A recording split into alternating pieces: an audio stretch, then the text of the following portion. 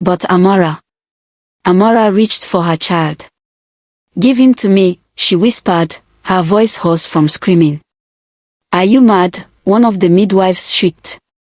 "That is a demon. An abomination." "That is my son," Amora said, and there was steel in her voice. "Give him to me." Trembling, one of the midwives used a cloth to lift the serpent and place it on Amora's chest. The baby immediately calmed. It coiled gently against her, and if a snake could nuzzle, this one did. And then, it spoke. "Mother," it said, in a voice that was both human and not. "Mother, I am cold." The room erupted in fresh screams. By morning, the entire village knew. And they were not kind. "She has brought a curse upon us," the villagers cried. "The snake child must be killed. Throw it into the forest. Drown it in the river." Even Obi was afraid. He loved Amora, but he could not look at the creature she cradled in her arms. "Perhaps," he said hesitantly, "perhaps the people are right. Perhaps this is not meant to be." But Amora's love was fiercer than their fear. "He is my son," she declared to anyone who would listen.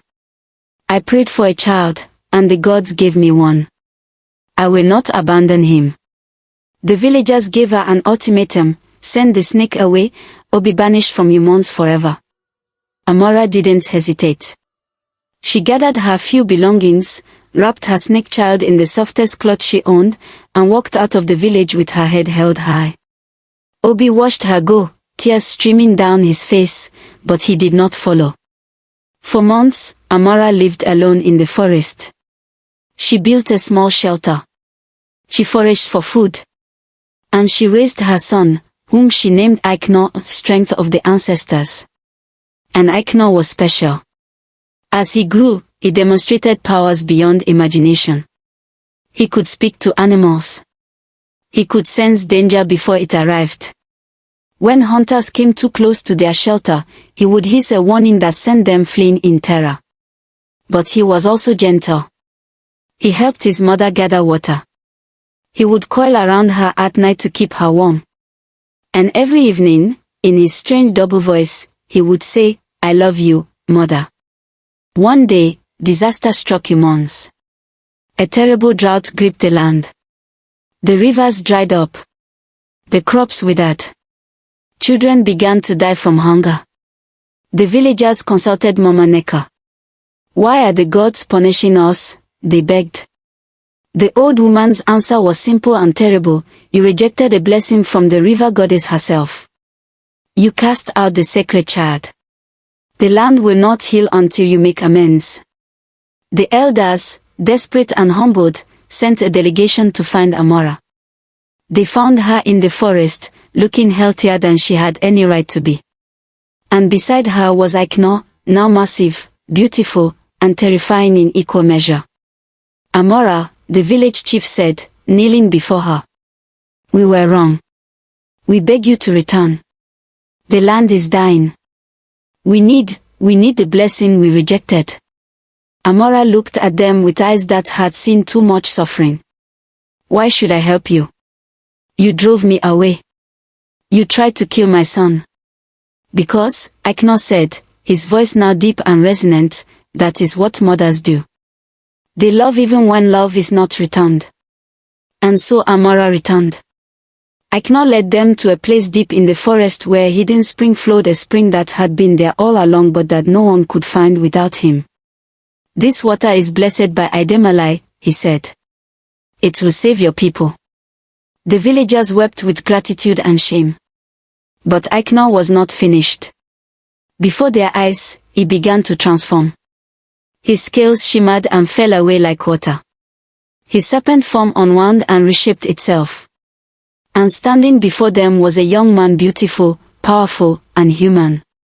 "I was never a curse," he said quietly. "I was a test. A test of love, of faith, of whether you could see the blessing beneath the strange wrapping." He turned to Amora, his mother, who wept tears of joy and relief. "You passed, mother. You loved me when no one else would. And for that, the goddess has given us both a gift. From that day forward, Sh0ckYou became the village's greatest protector. He could still transform into his serpent form when needed, and his wisdom gained from his time between worlds helped humans prosper like never before. Obi begged Amora's forgiveness, and though it took time, she eventually welcomed him back into her life. But things were never quite the same. She had learned that love must be proven, not just declared. And Amora. She became known throughout the land as the mother who loved without condition. Her story was told and retold, passed down through generations. Because in the end, this story is not about a snake. It's about a mother's love being stronger than fear. It's about how blessings sometimes come in forms we don't expect. It's about how the true measure of character is revealed not in easy times, but when faced with the impossible. So the next time you see something different, something that frightens you, something that others reject, remember Amora and remember that the greatest miracles often wear the most unexpected faces. This is the folktale of the woman who gave birth to a snake. And now, my people, you know the truth. May your own blessings, however they come, be received with love.